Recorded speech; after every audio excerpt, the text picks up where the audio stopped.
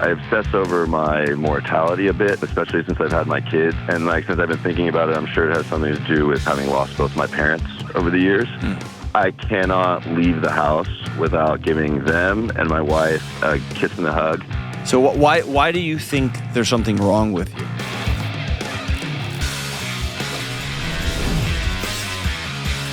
What's going on? This is John with the Dr. John Delony Show, taking your calls from all over the planet. Right here in Nashville, Tennessee is where I recorded this show with Kelly and the gang. And we're taking your calls on mental and emotional health and your relationships, whatever you got going on in your life. JohnDelony.com/ask, ASK. Reach out and we will holla back girl at you and see if we can get you on the show. All right, Seal Beach, California. Let's talk to Nicholas. What up, Nicholas? Hey, how's it going, Delony? Doing all right, brother? Can't believe this is actually happening right now. I'm kind of freaking out a little bit. I'm a little nervous. For me too, dude. I'm glad you called, man. What's up? So I'll just get right to it. When I wrote in, my question was kind of like, I obsess over my mortality a bit, especially since I've had my kids. And since I've been thinking about it, I'm sure it has something to do with grief with my having lost both my parents over the years. And so that was I don't really know where to go from there. I can just keep going. I'm a rambler a little bit. So, dude, I don't know anything about rambling at all, ever. So that's good. Tell me when you say obsess over your mortality, tell me what that means. Paint me a real life picture of what that looks like day by day. Well, it's something that's simple example. Every time I have 3 little kids, I have twins that are 7 and almost 7, a little girl who's almost 3. And I cannot leave the house without giving them and my wife a kiss and a hug. Obviously, because I love them and everything, but the back thought is what if I get into a car accident when I'm out of the house and the last thing they see is me leaving without a hug and a kiss? Are you in the military? I am not in the military now. Are you a responder in any way? No, I'm a personal trainer for work. Okay. I've actually had to do CPR 6 months ago on a member in the gym. That was kind of wild, but no, I'm not. My wife is a nurse. But no, yeah. So tell me about your life experiences that have brought you to this sense of panic. By the way, I do the exact same thing. Exactly as you. And I have OCD, so there's that, right? I'm not saying it's healthy, but I have the exact same thing. All right. Okay. So tell me about what's happened in the past that brought you here.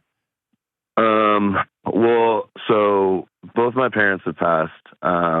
They kind of differently. So my mom got sick. She had breast cancer and she got sick when I was 9-ish. And then she ended up passing away when I was 19. And there was a lot of years in the middle where she was in remission. So everything was okay.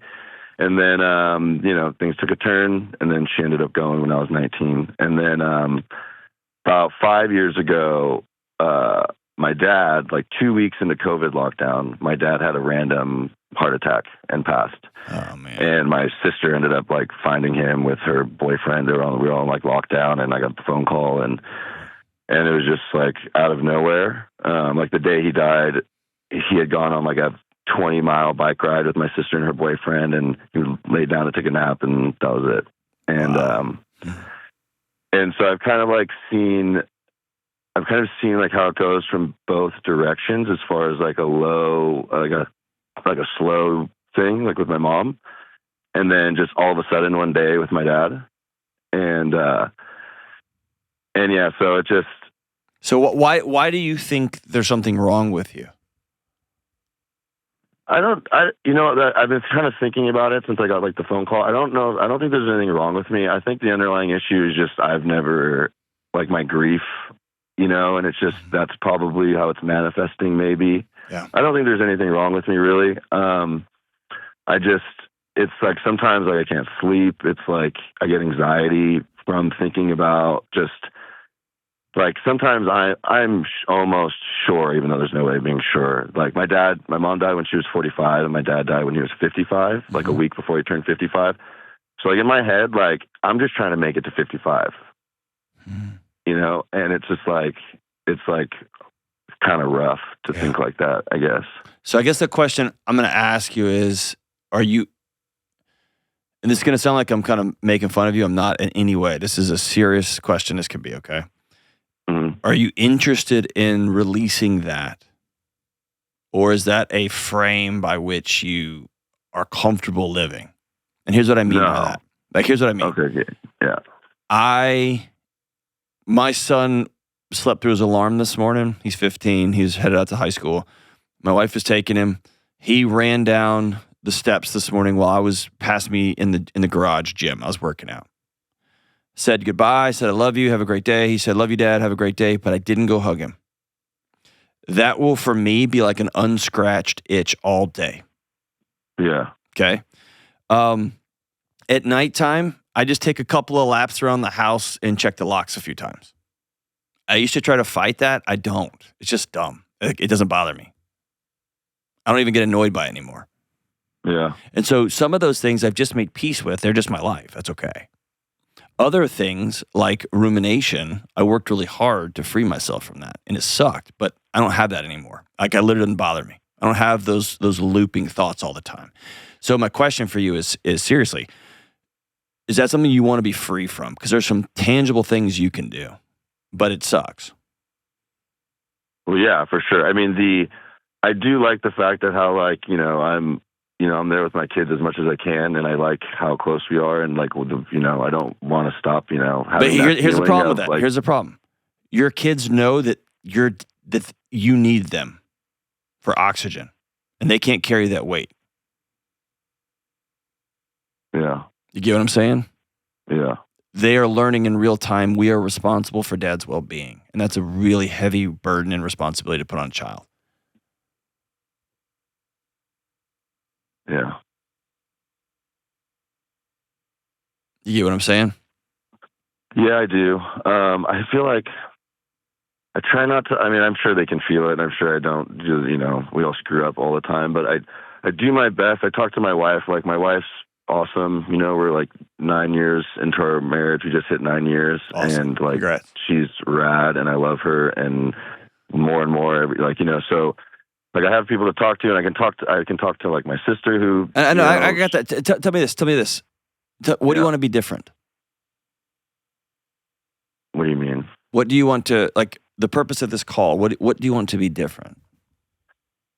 I guess managing my grief when it comes in the waves that it does. Because sometimes I'll be fine, and then there's like a couple seasons a year where it kind of comes in like a heavy wave. Mm-hmm. And I like put it out of my mind for like the rest of the year. Then it comes and it's kind of like debilitating a little bit. Yeah, it'll drown you if you don't stare it down. Yeah, and it's that season is like, it's like birthday season in my house. My whole family is within a month from each other, and so it's like tough to be away from my parents are gone, and then like my dad passed away on my mom's birthday. Mm-hmm. And their birthdays are like 4 days apart. And then I have another buddy who passed away, and him and my dad have the same birthday. Okay, let's do this. Before the week is up, I want you to go to a local stationery store or a local store where you can get some nice cardstock paper. Okay. Mm-hmm. I want you to get a nice pen. I want you to actually spend the money to do this. And I want you to sit down, and I want you to write your mom a letter. And that letter's going to have 3 parts to it. How much you miss her. How pissed off you are that she left you at 15 or 16 years old. How upset you were when you were 10, feeling like you had to take care of your mom. And that's going to feel gross to do, but that voice is in there. In the 3rd part of that letter, I want you to let her know what kind of incredible dad and husband you have become.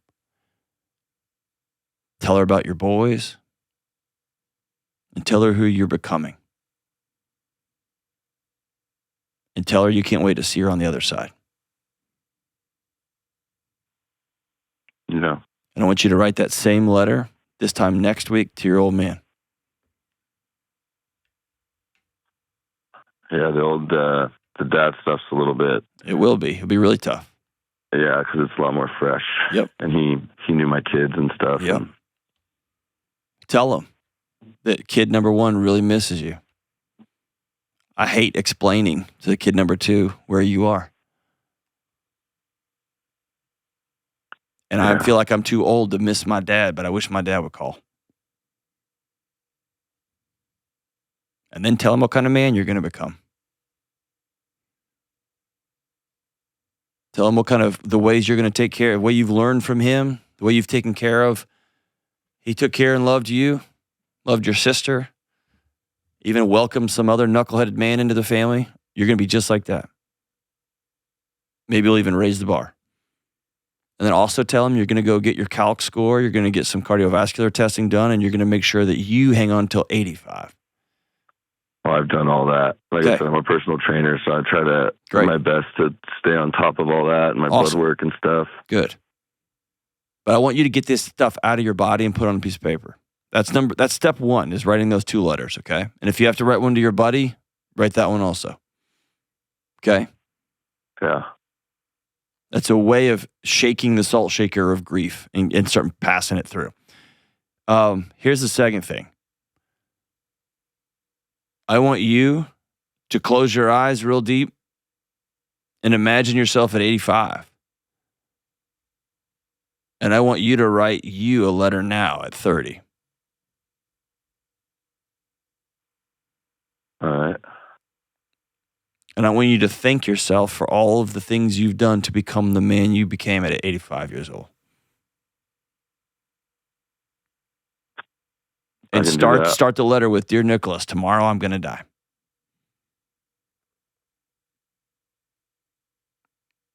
And at 30 or at 28, however old you are right now, you made some choices to live differently.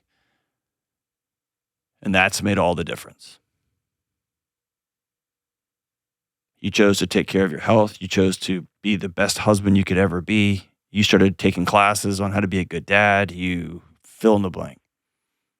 Dude, man, I take some of the stuff I listen to you, I go apply it in real time, and I see how much it works. It's crazy how little it takes, isn't it? Dude, what does your vision look for the day? Yeah, how can I love you today? Yeah, it's wild, huh? Is the greatest marital advice I've ever heard, and I do it all the time, whether my wife realizes it or not. Now she will, but it's awesome. I do it all the time. Yeah. All right, one last thing for you, okay? There's some kind of alchemy to how OCD and anxiety kind of map together, and that's for a whole other nerd podcast, not on this show. But you have a responsibility to yourself and to your kids and to your wife to live non-anxiously, okay? And so I'm going to send you my book, Building a Non-Anxious Life, but under these conditions, I want you and your wife to read it together. In fact, I'm going to send you 2 copies so y'all can read it together. And I want you to use it as a roadmap to reverse engineer and build your life.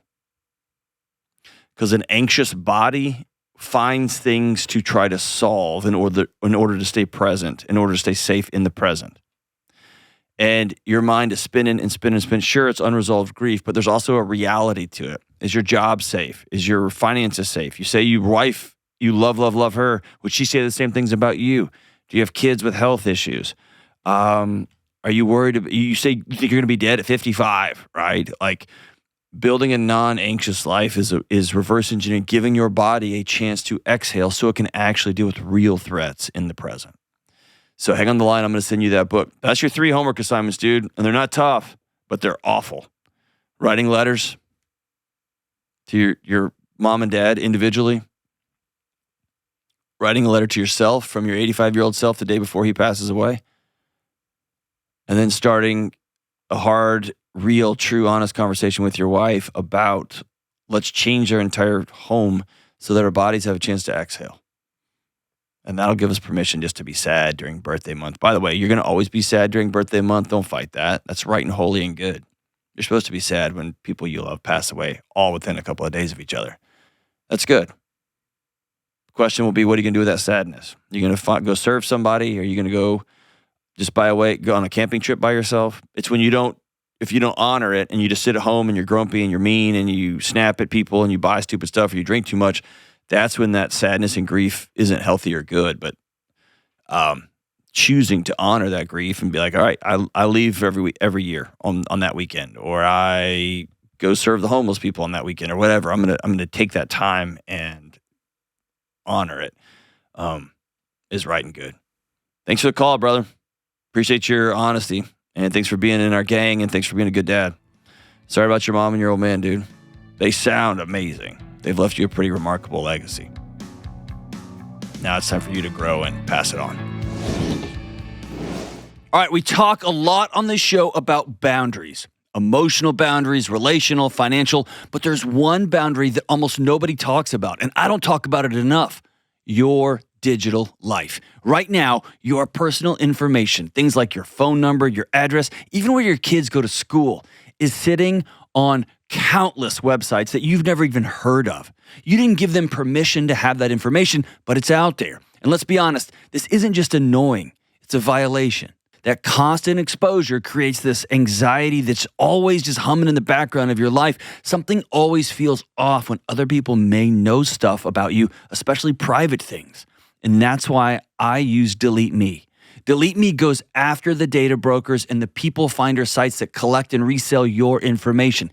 They track down your info and they remove it. And every few months, they send you a report showing you exactly what they've done. Taking control of your digital life is about boundaries, and boundaries help you have peace. So go to joindeleteme.com/Delony and use code Delony to get 20% off. That's joindeleteme.com/Delony to save 20%. Got to St. Louis, Missouri, and talk to Rebecca. Hey, Rebecca, what's up? Hi, Dr. John. How are you today? Great. How are you?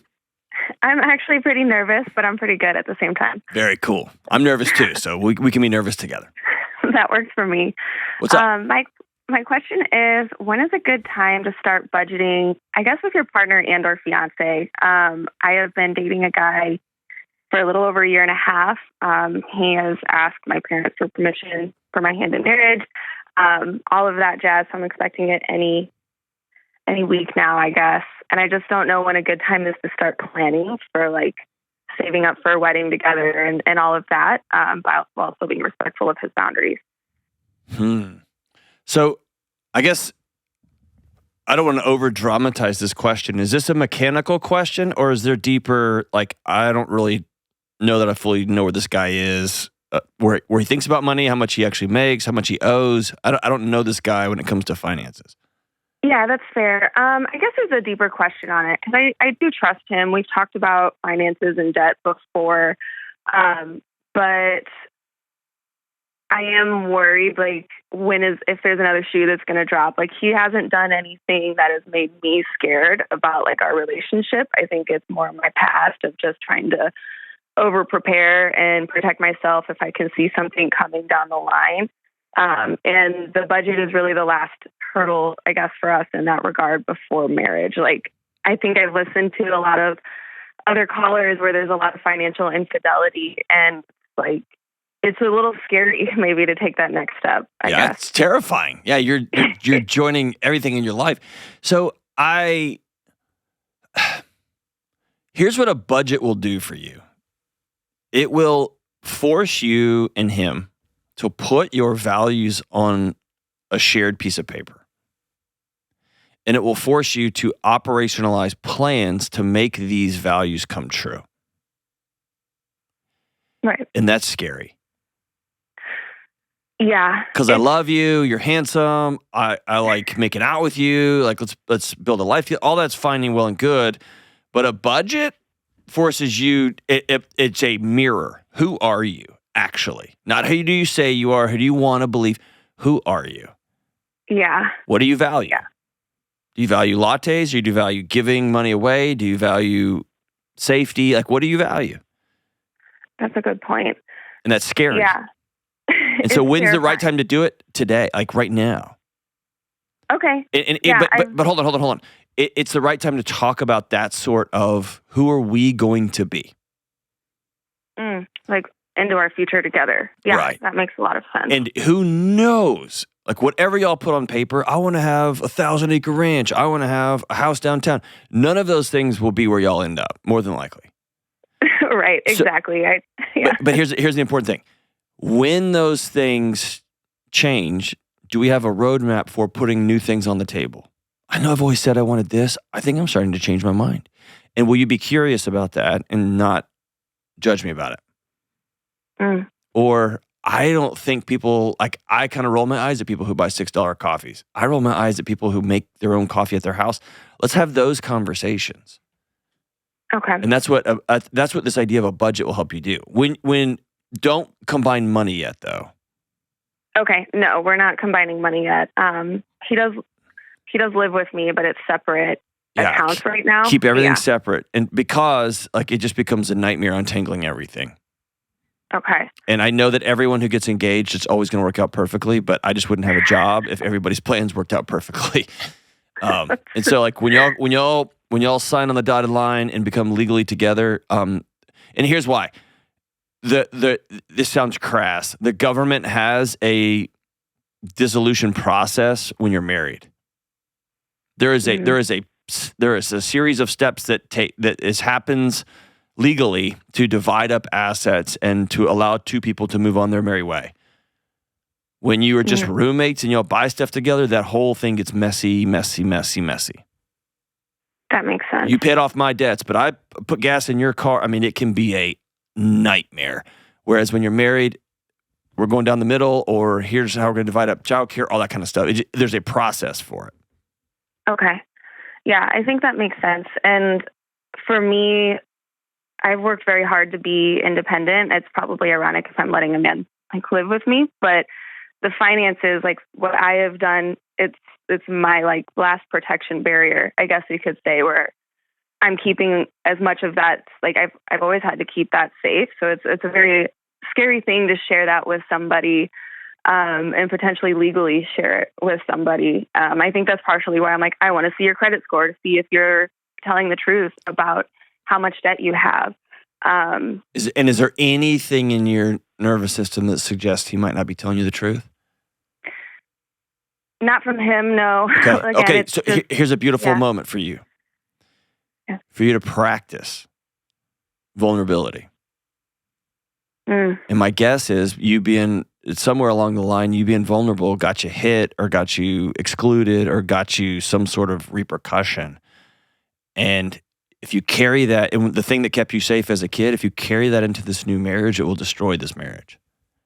Yeah, and that's not fair to have. It's not a character flaw. It's just something to practice. It's a skill. And so you saying, I need to be vulnerable with you. I'm assuming y'all have slept together. Like I've shared all of me with you, except for one thing. And that is, I'm terrified about sharing money. It scares me. And I also know the data that says having two separate checking accounts is not as healthy for our marriage. It's data. If you share marriage accounts, if you have a joint checking account, which by the way, it blows my mind. Couples don't have that, but whatever. Like I'll let you into my body, but I won't let you into my checking account. Is a strange algorithm for me, but whatever. So that scares me. And so I want to talk through this because I'm scared to death about it. And I want to practice being safe with you. Yeah. And then hopefully he'll say, well, how can I help you feel safe? And you'd be like, can we both pull our credit reports? You don't trust me? No. I don't trust me yet. Okay. Right? Can we practice make a budget? That's ridiculous. And I know it's silly, but it would just make me feel safe. Okay. Yeah, he'd be game for that. He already wants to do Financial Peace University with me. Oh, yeah, I want to do the Dave Ramsey thing. There you go, dude. Look at you guys. Yeah. Look at you guys. I've been practicing that for a while, so I have to train him. I have to train him to. You're going to have to train him probably for a lot of things, like how to do everything exactly as you want to. But anyway, these are all great questions, but at the root of it, money and relationships. And I'll tell you, this makes me upset. It frustrates me. I went through 2 PhD programs and a graduate program. Not only did I not have a course on the psychology of money, I didn't have a single class I never took a class. My great friend, Dr. Angie Bryant, she just graduated. She did her dissertation on the psychological impact of student debt. It's devastating. Y'all live that. Y'all know. We all know. I've lived that. But also sharing money, putting money is just a reflection of what I value. What am I going to exchange my time for at work in exchange for money? And what can I get from my time? What can I get from my services? And how am I going to spend that time on coffee, guitars, food, daycare, colleges, cars, bikes? Like, it's a value statement. And when you share deep values with somebody, man, it's revealing and it's scary and it's hard. So have those conversations. And again, I'll say this till the cows come home. Don't share money. The number of people I've met with over the years, they were dating a long time. They got engaged. They started paying off debts together. One person paid off somebody's car, or one person paid off somebody's student loans, and they break up. There's no recourse. You're just out. And it's a mess. And so when you become married, you become one. 1 + 1 = 1. And then all of your debts are y'all's debts. All of your purchases are y'all's purchases, y'all's money, y'all's future together. And that's just a new psychological way. And our individualist society has just destroyed that sort of camaraderie and togetherness. So, great question, Rebecca. I wish you guys the best. Hopefully he gets off his butt and actually asks you to marry him soon. Jeez, what's that guy waiting for? Just kidding. Take it slow. It's all good. We come back, a woman struggling to move forward after choosing to put her baby up for adoption. This show is sponsored by BetterHelp. I have great friends, a strong faith, I've got an amazing wife and family, and I've got 2 PhDs worth of information about how to be well. And yet, it's been the critically important times, and there have been several over the years, incredibly important times that I've spent with a great therapist that have actually made all the difference for me. The right therapist can change everything for you and your mental and emotional and relational health. And this month, my friends at BetterHelp are shining the spotlight on therapists. These are people who truly make the world a better place. With over 30,000 therapists, BetterHelp is the largest online therapy provider in the world, and they've served over 5 million people globally. And over 1.7 million client reviews and an average rating of 4.9 out of 5. This is evidence that BetterHelp works. And BetterHelp is totally online, so it's easy to fit into your schedule. To get started, you just answer a few simple questions, and they're going to connect you with a licensed therapist who fits your needs. If it's not the right fit, you can switch at any time for no extra cost. This month, we celebrate the therapists who've helped millions of people take a step forward towards being well. If you're ready to find the right therapist for you, BetterHelp can help you start on that journey. Visit BetterHelp.com/Delony to get 10% off your first month. That's BetterHelp, HELP.com/Delony. Tampa, Florida. Let's talk to Anna. Hey, Anna, what's up? Hi, how are you? I'm doing all right. How are you? Doing pretty good, all things considered. All things considered. Man, it was great to talk to you. What's up? You too. Yeah, thank you for taking my call today. I guess I'm just kind of looking for some insight and advice on how to move forward in life after choosing to place my baby for adoption. Tell me about that. Well, my questions are kind of just surrounding the fact that I haven't had support from the birth father. I'm not super close with my own family, and just kind of like picking up the pieces after this in terms of like have you already finances. Is the adoption over? She is due any day at this point. All right. So tell me about the decision to give her up for adoption. Yeah, it's a decision I came to really early on in the pregnancy, just due to me wanting the best for her. I want her to have a 2-parent, stable, loving home, and I just was not able to provide that for her. So, Can I ask you a hard question? Yeah. I'm getting a sense that you don't feel worthy to be her mom.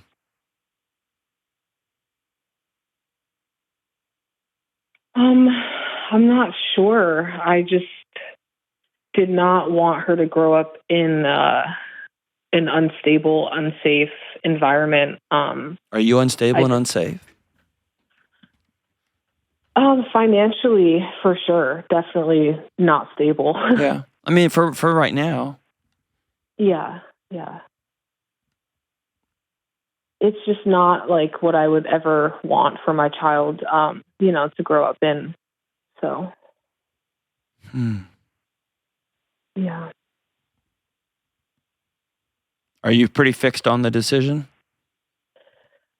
Yeah, so I have a family that I've met and chose, and I absolutely love them. They've been just like such a huge light at the end of this tunnel for me. Okay. They've been together for years, and they have 2 kids already, and they just have like such a great family dynamic, and they can provide for her everything that I would want. So I'm pretty set on it. Yeah. Okay, but I want you to hear me. They can't provide you. Mm-hmm. Okay. Yeah. And I will honor your wishes and not try to talk you out of it. But you're more important than cool hip clothes and whatever else. Mm-hmm. Whatever else you think you aren't worthy of providing her. Okay. Yeah. And what a nightmare trying to come up with the finances to be a single mom giving birth, raising a kid right now. Very real. Very real. And there's some gymnastics and some hoops and some resources out there. But I want to honor your request, okay? So, talk to me about your question. I guess emotionally,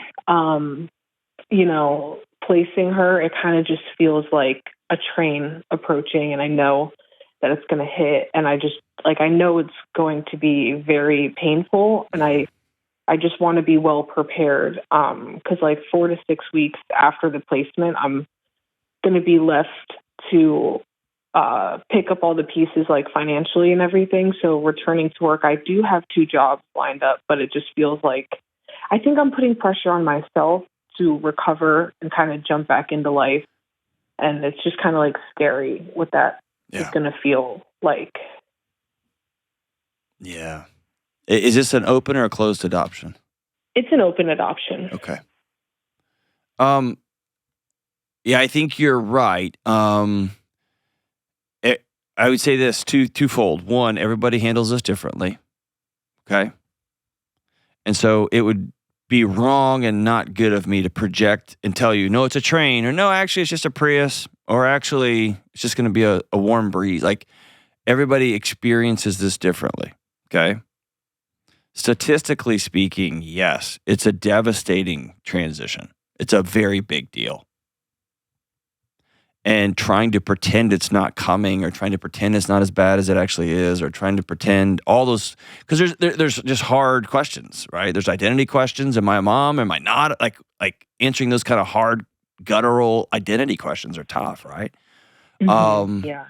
And if you already struggle with, do I think I'm worth X, Y, or Z? And then you go through this experience, and it can compound. It can be a multiplier. Let me say it that way, okay? For insecurities, for anxieties, it can be a multiplier. But does that make sense? Yeah. Definitely. So the greatest gift you could give yourself is to be surrounded by people that care about you. Right. Yeah. Having some sort of network. And I'm getting it from, you don't have any family support or anything like that? So I have 2 counselors that I'm seeing, which is awesome. And then I am getting plugged in my church as well. And kind of seeking support through them. Excellent. I think having places where you can go and be honest, and that people will invite you over for a meal, and you having the courage to say, I just want to go have meals with people. Yeah. Which will be tough because you don't want to be a burden any more than you already think you are, which, by the way, you're not. But being able to say, I'm going to need some support, and any support would be great. And then being specific about what you need would be really, really helpful. Yeah, I think that's a big problem for me, is I always know. kind of feeling like a burden. I know. Yeah. And few things break my heart anymore. Like somebody, when I'm talking to them, and you could probably hear it in my voice, I get all choked up, but I'm sorry. But I'm not sorry. When somebody thinks they're a burden at this scale. Because I think you're pretty awesome. Yeah, me too. Good. So, yeah, I think dealing with having a plan for grief and having a plan for just that low season, and then not only the low season psychologically, but obviously there's hormones, there's the whole pregnancy, right? There's that part of it. And you're going to continue working with your therapist through this time? Yes. Awesome. Yeah. Very good. Very good. Now tell me about these jobs. How are you supporting yourself right now? I'm super, super thankful. The adoptive family through the agency helps with like my medical bills and transportation and groceries. So all my basic needs have been met through that, which has just been amazing. And I'm currently not working, so I don't really have much of my own income or anything. So I have a entry-level like behavioral health job lined up, and then a job at like a store lined up as well. Very cool. Okay. Do you have a place to live? Yes. Yeah. I'm in an apartment that after the adoption, it'll be back on me to pay for. Okay. I initially had got in this apartment with the birth father, but that didn't work out. So then that financial aspect was on me. Okay. Yeah. I want to speak to you directly because I love you, but I would normally not say it this soon after meeting you. Is that okay? Yeah, go for it. Okay.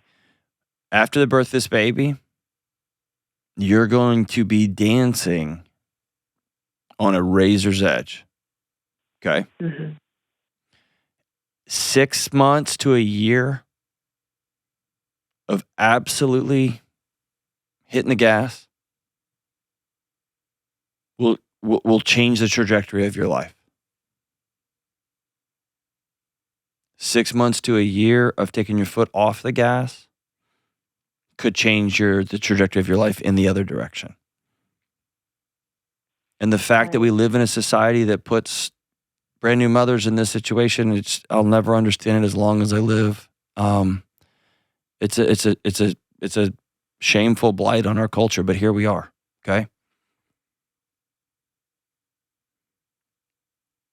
You're going to have some choices like, I'm going to live really frugal.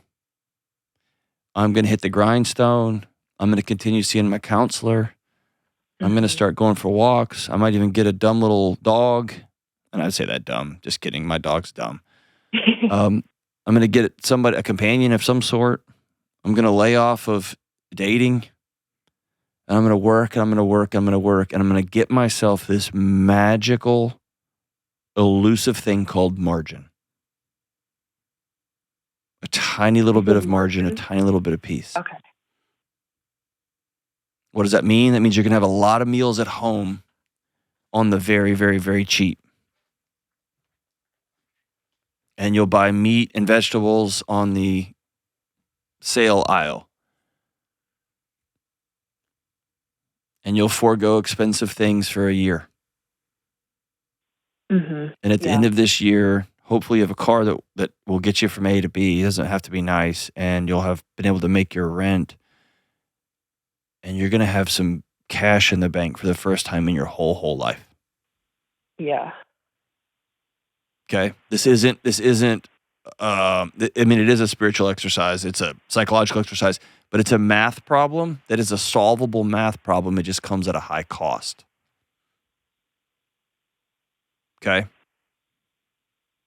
I definitely want to look into getting some sort of like financial accountability person or something like that. I'll hook you up with that. I'll get you. I'm going to send you Financial Peace University. I'm going to send you the Every Dollar app, the premium version. I'll give that to you for a year. Okay.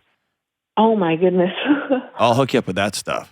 That's the easy stuff. Those are tools. The challenge will be, can I use them when I'm feeling really, really low? Can I use these things and stay on the path when ex-boyfriend circles back in the picture and I'm very, very lonely?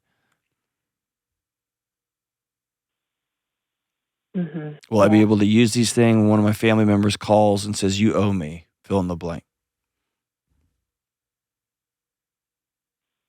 That's kind of where I'm at, is I'm totally like done with repeating a lot of negative patterns in life, negative coping that end me up in the same places. It's awesome. But I want you to treat it like AA. Yeah. Which means you're not trying to crush the year. I'm trying to get through today. And if I can get through today, making more money than I spent, if I can get through today, I've got this goal of having $2,000 in a savings account at the end of the year, or $5,000 in a savings account at the end of this year.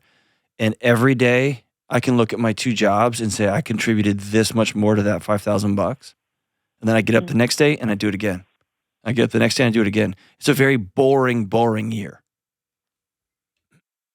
Instagram doesn't tell you how boring success is, especially at the beginning. It's repetitive. It's over and over. It's choosing to not eat the donut to lose the weight. It's choosing to go to the gym even when you don't feel like it. It's choosing to just go to that second job even though you are so tired you can hardly open your eyelids. Yeah. And then you're going to wake up in 365 days and you're going to have $5,000 in a checking account. And you're going to exhale for the first time. And it's going to be a choice then. I'm not going to upgrade apartments. I'm not going to go buy a car that I can't afford. I'm going to keep plugging. You get what I'm saying? And this thing will breed this magic thing that's eluded you your whole life, which is confidence. So I should accept and kind of think about that it's not going to be fun necessarily. There's nothing fun about what you're entering into. Okay. No. Okay. No. But you can look at that 2 ways. You can look at it as it's going to be miserable and awful and I hate my life. Or this morning I had a leg workout. It was nothing about it was fun. And I've been having some troubles with one of my feet. Like it hurt. It wasn't fun at all. It's painful. And yet it was the next right thing. Right, right. So people in community, continue seeing your counselor and make a plan for the next 12 months. Yeah, that's something I've never done in life. So this is a huge next step for sure. I'm really, really proud of you. I'm going to send you Building a Non-Anxious Life too. I want you to use that book as a roadmap, okay? Okay. I'll also send you my buddy Dave Ramsey's book, Total Money Makeover. I'm also going to send you my buddy Ken Coleman's book, Paycheck to Purpose. And I want you to begin thinking about life after minimum wage. Mm-hmm. Yeah. Okay. If you scratch and claw for a year and get $5,000 in, then you can afford to drop one of those jobs and go to night school and get trained up. Or your entry-level behavioral health job will maybe pay for you to go to school. And we're going to start thinking bigger and slowly bigger and slowly bigger. Okay? Okay. Is that fair? Definitely. Okay. Today's day 1. And you've got a tough road ahead of you. And I'm glad that you've already made steps to get people in your life. Okay. You call me anytime along this journey and I'll answer the phone for you. Okay. We'll have you back on. And I want you to hear me say this one last time. You are not a burden. You're not. I don't care what that old boyfriend said to you. I don't care what your parents said to you. I don't care what the world has said to you. You are not a burden. And it was a high honor that I got to talk to you today. Blessings to you. We'll be right back. All right, let's talk about my favorite mattresses on the planet, Helix mattresses. Summer is gone. The days are getting shorter. Fall is here. School is back in full swing. Football games are on. Everybody's running around crazy. And I'm finding myself, and I know you are too, wanting to numb out more and more. We have to be intentional when things get bananas about protecting our sleep. Because here's the truth. Sleep is an incredibly large part of how well we feel. When we're not resting, our minds can't reset. Sleep is one of the most important things we can do to stay mentally sharp, emotionally steady, and able to show up for our families, our workplaces, and our communities. And this is why I love talking about Helix. Helix builds mattresses for you, not the generic average sleeper. So whether you're a hot sleeper, a side sleeper, a back sleeper, or somewhere in between, Helix designs mattresses around your needs, yours. So I want you to get online and take the Helix sleep quiz, just like I did. It takes like 2 minutes, and they're going to match you with exactly the right mattress. Right now, my audience can get 20% off their entire order. Go to helixsleep.com/Delony for 20% off everything site-wide. That's helixsleep.com/Delony. And tell them you heard about Helix mattresses right here on this show. With Helix, better sleep starts right now. All right, we are back. Kelly, my skin kind of burns right now. I know how you feel. I'm wearing the logo of a cheater right now. I am wearing a logo of a recent World Series winner. Yes, you are. I'm wearing a logo of just a second-rate Texas team. All of Texas is not doing great right now. No, but we don't need. This is a good thing we're talking about, so we don't need to get into that. Like, they're all kind of embarrassing. Yeah. Like, they're just not doing great. And these two teams, I don't think they're doing great either. No, but they're coming together for a good purpose. They are. Tell us about this purpose, Kelly. Kelly got me this shirt with the Houston Astros logo on it and a Texas Rangers logo. Rangers logo on it. So as I'm sure everyone knows, back in July, there was the horrific floods that happened in the Hill Country in Texas, and a lot of lives were lost. And so the Houston Astros and the Texas Rangers came together, which, by the way, does not happen. Nope. Never happens. And when they played, they had jerseys that were both teams' logos on them. And so then they've also both been wearing these shirts for batting practices. And then they sold the shirts, and all money has gone to organizations that are supporting the cleanup and the families of those that were lost and those that were injured. So we thought that I saw it. And I was like, John and I can come together on this as well. And here we are. And Texas can't come together for about anything right now, except for this. Yeah. So good job. We come together when it counts. When it's really important. May not come together for politics or God almighty, they can't come together for politics. No, my gosh, what are they doing? But when it matters, yeah, it's about the best there is. There you go. So I have sworn off my Astros this year, and I was just being born in Houston, we were raised to despise the Texas Rangers. But alas, for a good cause, well done, Kelly. Together for Texas. If you want to check out these shirts, we'll link to them in the show notes. Every little bit helps those families, man. There's just been some nasty devastation. And they're still cleaning up. Long way to go. Thank you guys for loving each other and for loving your neighborhoods, man. And where you can come together and find common ground. Do your best to find it. Bye.